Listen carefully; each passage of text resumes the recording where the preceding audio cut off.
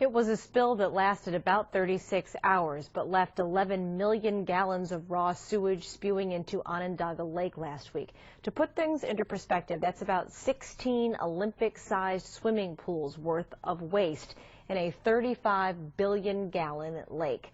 Karina Capabianca spoke with an environmental expert at Syracuse University who says it's hard to evaluate if there will be impacts at this point. Storms last Friday caused a pipe to release the wastewater in Onondaga Lake by the Inner Harbor. On Thursday, some officials said the spill shouldn't be a long-term concern.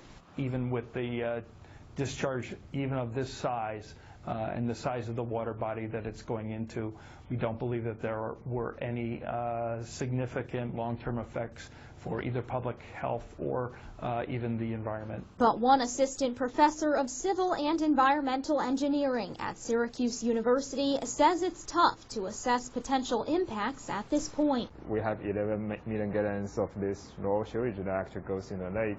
I think there will be some impacts definitely on the water quality.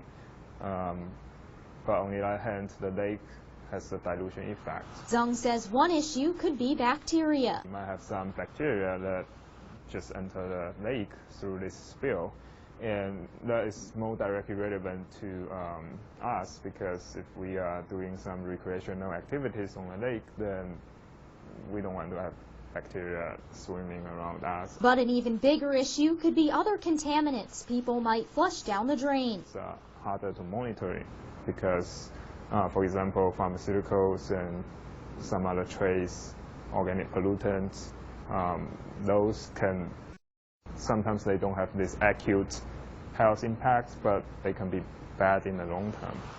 And he says how long it takes for the wastewater to be mixed and diluted depends on the flow rates of the lake. Rhodes says the bacteria from humans that becomes part of wastewater has a shelf life of less than 48 hours, leading to natural disposition. In Syracuse, Karina Capabianca, Time Warner Cable News.